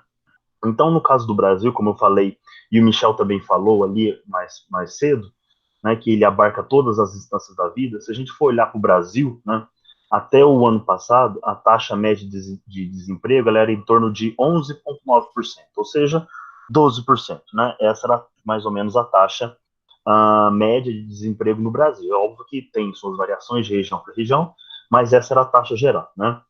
Entretanto, a informalidade, e depois eu vou voltar nesse aspecto, a informalidade no Brasil, ela chegou até o ano passado a cerca de 41%, 41,1%, tá? Sendo que a renda média do brasileiro gira em torno de R$ 2.330, tá? Segundo a PNAD, que é a Pesquisa Nacional por Amostra de Domicílios, tá? Que é um braço aí do IBGE, né? Então, o que acontece? Por que esse dilema entre saúde e economia ele é falso? Porque a primeira coisa, que se a sua mão de obra morre, você a perde, né? E aqui nós não estamos falando só sobre uma mão de obra das camadas mais baixas que a gente está falando de pessoas que têm uma formação superior também, uma formação muito especializada. E essa perda, ela é uma perda permanente. Então, para você substituir essa mão de obra, pensando do ponto de vista puramente econômico, ela é uma perda permanente, então você tem uma perda de capacidade produtiva aí. Né? Além disso, muitos economistas têm trabalhado a seguinte noção, de que você tem que fazer política pública num curto prazo para amenizar o problema, mas também você tem que fazer políticas públicas médio e longo prazo, tá? E quanto mais eficiente for o governo para minimizar os problemas sociais, menores serão os custos, né? Então, por exemplo, você poderia, mesmo nessa situação que nós estamos vivendo, estabelecer atividades econômicas voltadas para o problema que nós estamos tendo, né? Ou seja, para a produção de máscaras, de álcool, como a gente estava falando, de detergentes, sabão, por exemplo, ou seja, você estaria empregando uma mão de obra que nesse momento perdeu seu emprego, por exemplo, né? E porque tem uma questão muito clara, não adianta você querer reabrir o comércio, né? Essa é uma dimensão econômica, por quê? Porque muita gente não vai sair de casa, né? Então você acaba expondo as pessoas acabam ficando mais doentes e a economia demora para voltar. Tem alguns artigos que saíram há semanas atrás, né? Que em conjunto com o MIT e o Federal Reserve, e um que saiu na National Geographic dos Estados Unidos, mostrando que as cidades que detiveram, né, a circulação de pessoas e reorganizaram de maneira muito bem planejada a saída dessas pessoas de volta ao convívio mais ou menos normal, elas foram as regiões que melhor se recuperaram, né? Cidades que abriram antes tiveram novos surtos, e aí uma reincidência desses surtos, e aí você teve que fechar de novo, e aí você teve que demorar para abrir, tá? Então, o que os economistas falam é que você tem que fazer políticas no campo da demanda, tá? Diminuir a atividade econômica agora, mesmo um pouco, né? Ao mesmo tempo, você proteger essas pessoas, tá? Proteger economicamente. E falando do ponto de vista econômico, é um problema do Brasil. Porque se você tem mais de 40 pessoas na informalidade, muitas dessas pessoas o governo não sabe nem quem é, tá? Esse é um problema econômico. Então, como que você vai atingir essas pessoas se o governo não sabe quem são? Entende? Muitas não estão em cadastros sociais, não estão no Bolsa Família, não estiveram nem em outros cadastros, ou deixaram de ter o Bolsa Família. Esses estão em cadastros, ou quem está no Bolsa Família, esses, como a gente viu, o governo chega mais rápido. Tá? Então, se você organiza a atividade econômica desse ponto de vista da demanda, e ao mesmo tempo da oferta, por exemplo, protegendo as empresas, dando, o que eles falam, né, de poder de crédito, né, liquidez dessas empresas, eximindo essas empresas de taxas, de impostos, de determinados tipos de pagamento, tá? Então, isso você ajuda numa retomada econômica. Tá? Alguns dados mundiais vão mostrar que a crise econômica que nós estamos vivendo em decorrência da doença e a consequência do fechamento de mercado e também, né, posterior a ela, vai ser tão grande ou maior do que a crise de 29. Tá?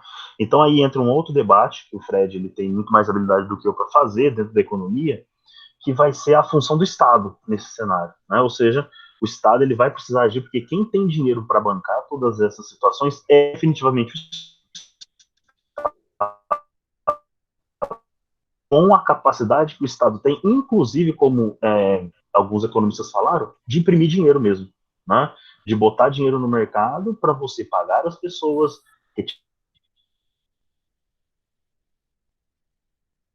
dando casos, dando lotações de hospitais para que a economia possa, aos poucos, voltar ao seu caminho normal e as pessoas também possam ter segurança para sair de casa, a economia, as pessoas possam voltar a consumir e tudo mais. Então, saúde e economia, elas não estão separadas, elas estão juntas. Os governos que tiverem a capacidade de fazer isso melhor, com certeza vão dar um passo à frente, inclusive na retomada econômica.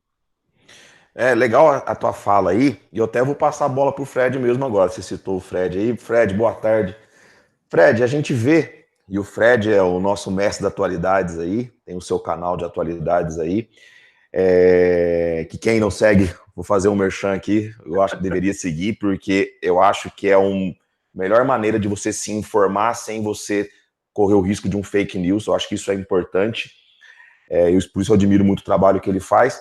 A gente vê essa ânsia que as pessoas têm pela cura da doença, mas não só preocupado com o lado da saúde, mas preocupado também com o lado da economia, né? O mundo, talvez os governos estejam muito mais preocupados em vamos conseguir uma cura para que tenha uma flexibilização no isolamento social e a economia. E aí eu vou perguntar para você primeiro em relação ao mundo, né, que está um pouco distante da gente aqui.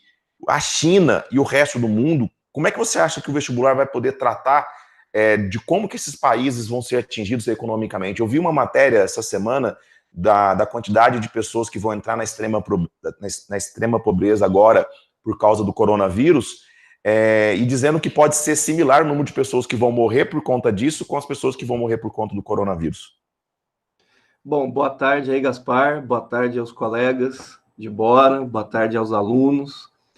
Primeiro, obrigado aí pelos elogios aí do trabalho no canal de atualidades. A gente sempre tenta manter um alto nível aí, principalmente nessa fase que a gente tem que trabalhar remotamente com os alunos. É importante que a gente mantenha a nossa mente sã, trabalhando, produzindo, para não entrar em espiral aí de fake news e também não entrar em espiral de teorias da conspiração. Mas entrando aí na sua pergunta, querido, em relação à economia mundial, né, em relação ao que aconteceu de impacto do coronavírus na economia mundial, a gente tem alguns pontos importantes que, quando a gente fala em relação a vestibular, ou aos vestibulares, o Enem, é importante que o aluno se atente. Então, primeiramente, a questão da economia chinesa, né, que você mencionou aí. A China, normalmente, ela é acusada de ter criado o vírus, de ter desenvolvido esse vírus em laboratório. No comecinho do nosso encontro hoje, alguns colegas mencionaram essas questões, e a gente desmonta esse argumento quando a gente olha para os impactos negativos que a crise do coronavírus, que a pandemia do coronavírus levou para a China. Nesse primeiro semestre de 2020, a economia chinesa retraiu pela primeira vez em 30 anos. Quer dizer, faz 30 anos que a economia chinesa só conhece crescimento e pela primeira vez ela reduziu, ela teve um decréscimo e não foi pequeno. Ela decresceu 6,8% até abril.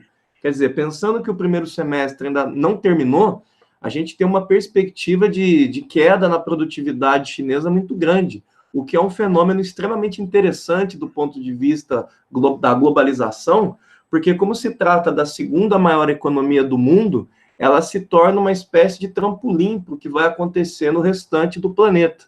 Então, com a retração da economia chinesa, há uma tendência que o restante do mundo também passe nos próximos meses por uma grande recessão econômica. E aí eu exemplifico para você. A gente teve uma queda, além do PIB chinês nesse primeiro semestre, a gente teve uma queda da produtividade industrial na China, que a principal atividade econômica do país é a produção industrial, com a presença de transnacionais do mundo inteiro. A gente teve uma queda muito forte nas exportações da China, tá? Isso afetou diretamente a capacidade de produzir riqueza do país. E tivemos também uma retração no comércio chinês, porque, como bem frisou outros colegas aqui na mesa, a gente tem um país que tem a maior população do mundo. A gente está falando de quase 1 bilhão e 500 milhões de habitantes. Então, em certas cidades que têm mais de 10 milhões de habitantes, as chamadas megacidades, houve uma retração muito forte do comércio, o que gerou essa síntese da retração de 6,8%. E como o Carlos falou agora há pouco, né, citando a questão do Estado, o Estado chinês é um Estado totalitário. É um Estado que, desde a Revolução Comunista de 49, controla todos os setores da economia com planejamento quinquenal, a cada 5 anos. E mesmo um Estado assim, que tem plenos poderes sobre toda a sociedade, toda a economia na China, a gente vê que eles estão com dificuldades terríveis de conseguir driblar a crise que está acontecendo agora e a recessão que se avizinha. Então, eu diria que, a partir desse conhecimento que eu explicitei agora da China, e pensando em outros países, o aluno pode pensar realmente nos efeitos da globalização. Nós tratamos disso já em aula. A globalização é uma integração política, econômica e cultural entre todos os países do mundo que adotam o capitalismo. A China tem a sua economia elementos muito fortes do capitalismo, e isso tende agora a um efeito dominó. A gente já vê efeitos da crise chinesa repercutindo nos Estados Unidos, a gente já vê repercutindo nos países da América Latina, no Brasil, como citou o Carlos, entre outros países. Então, a tendência é que a pandemia do coronavírus acabe se tornando uma crise econômica tão forte ou até maior do que aquela que foi em 1929. É interessante, e a gente vê isso em âmbito mundial, aí a gente fica pensando, eu vou estender a minha pergunta então a você novamente. E o Brasil, cara? Politicamente, economicamente, o que está por vir aí, meu cara? Aqui no Brasil, né, pegando um pouquinho aí do teu gancho da tua pergunta e um pouquinho do que o Carlos falou, a gente vive uma situação extremamente delicada. Eu vou usar de uma comparação aqui interdisciplinar para que o aluno possa entender melhor. O Brasil é um paciente em estado grave, que teve uma doença grave, estava se recuperando lentamente da doença e contraiu outra ainda pior. Essa é a situação do Brasil hoje. É um doente que estava se recuperando lentamente de uma doença muito grave e, de repente, contraiu uma enfermidade ainda pior. Por que eu digo isso? O Brasil veio, pegando um contexto um pouquinho maior, brevemente para o aluno entender, o Brasil veio de um período de crescimento econômico muito grande, entre 2006 e 2013, 2012.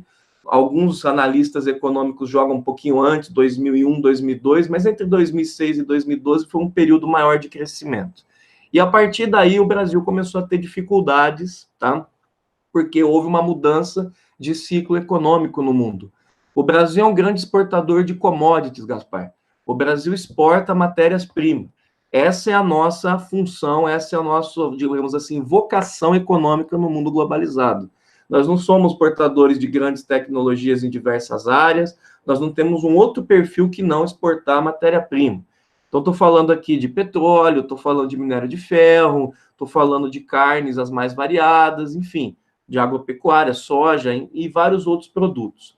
De 2013 para frente, houve uma mudança na demanda desses produtos, caiu a demanda por esses produtos e o preço caiu junto, que fez o Brasil entrar num período de recessão. O problema é que em 2016, com o impeachment da ex-presidente Dilma, nós tivemos aí um agravamento político de uma recessão econômica, o que fez o governo de Michel Temer ser um governo de apagar incêndio. Nós tivemos aí um período muito ruim, onde aumentou o número de desempregados, a extrema pobreza cresceu bastante, e o Brasil vinha se recuperando desde 2016, 2017, lentamente desse cenário. O que acontece agora, Gaspar? Com a pandemia, o comércio mundial está paralisado. Nós não temos mais hoje um comércio mundial propício à vocação exportadora do Brasil. Te dou um exemplo: o preço do petróleo no mundo. Os Estados Unidos ontem chegou a um patamar de preço negativo de petróleo devido à interrupção do comércio desse produto. A China também parou de exportar, a demanda por petróleo caiu, o que faz com que o preço desabe, comece a haver desavenças ideológicas e geopolíticas entre alguns países, como Rússia e Arábia Saudita, começa a haver uma desarticulação política em países que dependem do petróleo, e isso porque eu estou te dando apenas um exemplo. Então, o Brasil é um exportador de commodities. Como o comércio está parado, como ele está estagnado devido ao afastamento social e às políticas de contenção do coronavírus, o fechamento das fronteiras, a tendência é piorar e muito a situação econômica do Brasil, não somente agora, em abril, que a gente faz esse aulão, mas nos meses subsequentes e o pós-pandemia. A expectativa é que o Brasil entre numa recessão muito forte e o nosso Estado não tem a capacidade financeira e gerencial de atingir principalmente os mais humildes, aqueles que estão em informalidade ou aqueles que não têm qualificação profissional. Agora, tudo isso vai se refletir na política, que foi a sua pergunta. Quando a economia vai mal, meu amigo, a política sofre os efeitos, e nós já estamos vendo isso. Se você observar o quadro geral dos países hoje, você vê que as nações desenvolvidas têm muito mais preocupação na questão de como contornar a economia, se deve ou não deve imprimir moeda, se deve ou não deve fazer repasses à população, e estão tomando esse caminho. Mas questões ideológicas, questões, digamos assim, de preservação de democracia, preservação das instituições, uma união entre os governos dentro dos países, é um ponto comum. E no Brasil isso não está acontecendo. A gente vê no Brasil uma crise de saúde pública, que é a questão do coronavírus, paralela a uma crise política e ideológica muito forte, onde dia sim, dia também, A gente está discutindo se um ministro é demitido ou não, se o presidente deve ou não deve participar de certas manifestações, ou seja, a gente está vendo um cenário muito apocalíptico para o Brasil, porque o desemprego vai crescer, a recessão vai aumentar, as empresas vão sofrer com isso, e tudo isso vai cair no vestibular para que o aluno saiba comparar o momento atual com o momento anterior que eu citei, que foi um momento de crescimento econômico no Brasil. Então, eu vejo assim, é preciso que a gente tenha um pouco mais de maturidade institucional no Brasil para poder lidar com essa pandemia de forma mais madura. Hoje nós vemos uma guerra entre os poderes no Brasil, nós vemos vaidades políticas acima de saúde pública. E, infelizmente, isso é reflexo de um país que é muito jovem na sua democracia, de um país que, infelizmente, está se isolando no cenário internacional por essas atitudes, e de um país que talvez venha a ter uma tragédia em números de mortos aí por causa do coronavírus. E você falando, Fred, leva a gente muito a pensar no que acontece muito com a classe social mais baixa. Sim. A gente vê, por exemplo, relatos em Brasilândia, em São Paulo, em que as pessoas estão na rua, mesmo lá sendo a região de São Paulo que mais tem morrido pessoas. E eu acho que isso é muito incentivado por essa desconexão política, econômica que acontece no país. Das pessoas não creem no que está acontecendo, porque assim, como se você fala assim, a classe social mais baixa, ela tem que ir para a rua porque ela tem que trabalhar, é um fato. Agora, quando ela vai com totalmente descrença em relação a não ter um equilíbrio da saúde, da política, da economia, eu acho que tudo isso realmente vai ser muito agravado.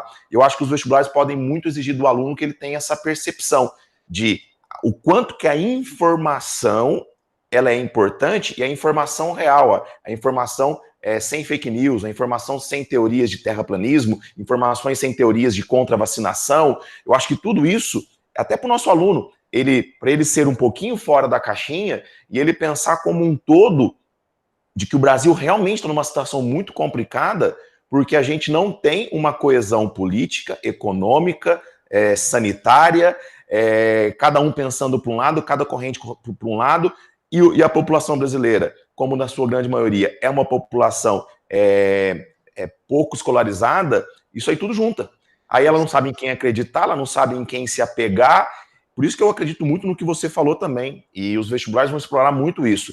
É muito importante, Gaspar, só te interrompendo um pouquinho, lembrar o aluno que o que eu estou falando aqui é a questão das instituições do Brasil. O que resolve os problemas, quando a gente fala do Estado, ou fala de governos, ou coisas assim, não são pessoas, são instituições, são regras institucionais, é modo de operar. O Brasil precisa amadurecer rapidamente nisso, porque quando a gente compara com a Espanha, a Suécia, quando a gente compara com países como a Indonésia, a Finlândia, até Estados Unidos, que está passando por um período conturbado, como as instituições são mais sólidas, elas já têm uma espécie de caminho a percorrer, sabe o que fazer. E aí você começa a tornar tudo impessoal, porque em momentos de crise, as coisas são impessoais. Você precisa de procedimentos, não de vaidades. Infelizmente, o Brasil corre um risco muito grande, que além da recessão econômica, que é certa, não é uma questão se vai abrir ou não o comércio, como disse o Carlos, é uma recessão certa. O mundo inteiro sabe que talvez nós saiamos dessa crise da pandemia com uma crise muito maior do que a de 29. Olha que é difícil superar a de 29. Nós podemos sair dessa situação com uma necessidade, como alguns analistas econômicos disseram, de um novo plano Marshall, ou seja, de uma nova ajuda financeira dos países desenvolvidos em relação aos países mais pobres, principalmente na América Latina e na África. Então, é bom que o aluno perceba como é frágil as instituições brasileiras, como que apesar de a gente já ter 30 anos aí mais ou menos de democracia no Brasil pós-governo militar, a gente ainda vive uma fragilidade muito grande, fica na discussão em respeito às pessoas e não em respeito às instituições. E aí você levantou um ponto aí, que pode ter um comparativo muito grande nos vestibulares sobre a crise de 29, a crise de 2008 e a crise do pós-coronavírus, né? Porque todas elas teve um efeito mundial muito grande por motivos diferentes. Exato. Né? Cada uma por motivos diferentes. Eu acho que é bem legal o aluno se atentar a isso. E no Brasil... É uma boa dica para o nosso aluno que ele faça o seguinte, que ele estude a crise de 29 nas suas consequências no Brasil e no mundo, Perceba que foi uma crise já dentro de um período de globalização, que teve um efeito sistêmico. A crise de 2008, apesar de ter sido uma crise que começou no mercado financeiro, ela também foi lentamente se espalhando e ela durou mais de 10 anos. Em 2018, a gente ainda tinha efeitos da crise de 2008. E ela, desculpe te interromper. Pode falar. A de 2008 só não atingiu o Brasil do jeito que vai ser atingido agora, porque o Brasil estava com os commodities lá em cima, né? Exatamente. O Brasil estava no momento... Legal. E a atual crise, Gaspar, para eu fechar aí os meus comentários, a atual crise, a gente não sabe quando é que ela vai acabar. É bom que o aluno entenda que o que está acontecendo agora é o isolamento e a quarentena. Isso vai acabar em alguns dias, em alguns meses. Só que os efeitos econômicos disso, os efeitos políticos disso, podem durar uma década. Então, é por isso que eu disse que ela pode ter um efeito até pior do que a crise de 29. O mundo econômico, o mundo político, e por que não dizer, o mundo geopolítico que vai surgir dessa pandemia, ainda é uma incógnita para a gente. Mas, com certeza, vai ser uma crise sistêmica que vai fazer a gente refletir muito sobre muitas questões. E você fala desse de refletir aí. Vou fazer uma pergunta final para o Carlos, de uma situação que veio aqui de tudo que a gente falou, de que, igual o Fred falou, né, que a gente daqui a um tempo vai sair do isolamento social e a vida vai voltar, muita gente fala voltar ao normal. Eu acho que essa normal não existe mais, né, a gente vai viver um novo mundo. Eu acho que esse novo mundo ele é recheado de muito de tudo isso que a gente falou, e esse é o papel dessa ideia do nosso aulão, a gente se amparar muito nos dados científicos, né, de você ouvir especialistas, e de você saber que esse mundo que a gente vivia não existe mais. E eu acho que a gente tem que se apegar muito a isso. Qual que é o novo mundo que a gente vai viver, em todos os sentidos, né? No mundo científico, no mundo econômico, no mundo social, como que as pessoas vão lidar uma com a outra. Eu não sei vocês, mas quando a gente assistindo às vezes jogos antigos, a gente vê os jogadores ali se cumprimentando no final do jogo, eu me incomodando com aquilo ali, e eu sei de que é um negócio que já aconteceu lá atrás. Como é que o mundo vai se relacionar no aperto de mão, no abraço? É uma situação muito complicada que a gente está vivendo. Então eu faço a pergunta final pro Carlos, fazendo a seguinte pergunta, Carlos. Qual que é a dimensão filosófica de tudo isso, cara? Não sei se você me entende, porque eu acho que tudo isso aí entra dentro de um contexto filosófico, dentro de um contexto de que ser humano que a gente vai ter, de que mundo que a gente vai viver, e como que tudo isso vai acontecer e como que isso aí pode aparecer para os nossos alunos? Eita, nossa mãe, quanta coisa. Que bom, hein? Eu acho assim, pode resumir. Obrigado. Eu acho assim, tem algumas situações, assim, sendo muito breve, né, que nós vamos ter que aprender. Primeiro que eu acho que você tem razão, que nós não vamos, pelo menos por um breve momento, voltarmos a ter aquela sociabilidade que nós tínhamos há alguns meses, né? Nós vamos ver cada vez mais pessoas usando máscaras nas ruas, né? Usando álcool em gel. Eu me lembro que na outra pandemia que nós tivemos, né, que foi mundial, eu ainda estava estudando, e aí eu andava por Campinas cheio de álcool em gel e todo mundo cheio de álcool em gel. Acho que a gente vai ver isso com mais frequência, né? Usando máscaras, usando luvas, um cuidado com a saúde, né, muito maior, até nós termos pelo menos isso controlado, né? Então são duas dimensões, de novo, né, a saúde e a economia que o Fred acabou de falar, que a gente vai demorar muito tempo para tentar ver a solução desses problemas. Eu elenquei aqui algumas questões, né, e eu estava ouvindo vocês falarem, e eu estava me lembrando de um ditado romano que se falava aos generais romanos, que era memento mori, né? Ou seja, lembre-se que você vai morrer. E eu acho que nenhum de nós aqui deixou de pensar isso, ou seja, nós somos pessoas que na sociedade que nós vivemos, a morte, como nós tivemos um prolongamento da vida, né? A gente não vive mais só 40 anos, a gente vive 60, 70, 80, então parece que a dimensão da morte, ela está muito afastada da gente, né? E eu acho que uma das coisas que essa pandemia trouxe é fazermos refletir um pouco numa sociedade que não fala da morte, porque nós muito pouco falamos sobre a morte, agora nós somos obrigados a ver a morte muito próxima de nós todos os dias, né? Então nós nos afastamos culturalmente, o mundo ocidental, e quando eu falo mundo ocidental, eu estou excluindo dessa análise, porque são outras concepções de mundo, por exemplo, os indígenas que têm um contato com a morte muito próximo e cotidiano, né, eles falam sobre a morte, nós pouco falamos sobre ela, né?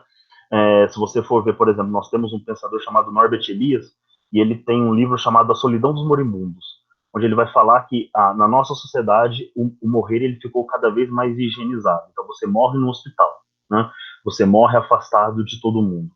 E essa pandemia nos mostrou isso, reforçou, e reforçou também um cenário de que nós podemos morrer, de que não há ninguém imune até que surja algo, não há remédio que vai evitar a pandemia, né? Nós podemos morrer, sim. Então, eu acho que esse é o primeiro elemento, né? Ele nos coloca diante da perspectiva da morte iminente. Uma outra situação é que e isso incomoda muita gente, é que nós estamos afastados também do mercado de consumo, né? Então, que muita gente vivia uma vida voltada para o consumo, então agora nós temos limites a esse consumo, né? Não podemos consumir mais tudo aquilo que a gente gosta, né? Então, o que a gente queria. E consumir não só do ponto de vista econômico, mas, como você estava falando, de ver um jogo de futebol, né? E de ver um jogo de futebol de hoje, digamos assim, né? Não só jogos anteriores. Isso é forma de consumir. Então, dentro dessa esfera do consumo, o consumo propagado, né, pela sociedade que nós temos, que ele era livre, né, e sem nenhum grande tipo de empecilhos, nós temos empecilhos agora. Então, nós somos uma sociedade que está diante da morte, esse é um primeiro momento, e uma sociedade que está com limitações ao consumo, né, e nós vivemos numa sociedade, obviamente copiando um pensador muito famoso, uma sociedade de espetáculo, em que nós nos mostramos mediante o consumo e mediante as propostas de consumo que são feitas, né? E nós temos isso muito limitado. Então, eu acho que essas são duas dimensões iniciais, que, de novo, dialogam nós temos uma lógica do ter, uma lógica de consumir, né? Nós temos uma lógica, ou tínhamos uma lógica de calendários e prazos, né? Então, no nosso caso, somos professores, olha, faça isso, faça aquilo, tem tal prazo para entregar isso, tem tal prazo para entregar aquilo. Essa situação, ela perde importância diante da situação que nós estamos, né? Então, veja, prazos, consumo, eles perdem total importância diante da situação de que nós podemos morrer, sim, né? Eu acho que essa é uma dimensão que vai ter que ser discutida, né? Que o valor da vida, ele não é só um valor econômico, né? Onde na nossa cidade nós dizemos, transforma tudo em economia, não é tudo economia. E uma última dimensão, que é uma dimensão muito da filosofia da ciência, que é de um autor muito famoso, de um filósofo muito famoso, que é o Francis Bacon, tá? E o Francis Bacon, eu costumo chamá-lo de Chico Toicinho, ele propunha um debate que é o seguinte, olha, nós temos que usar a nossa razão para dominar a natureza, né?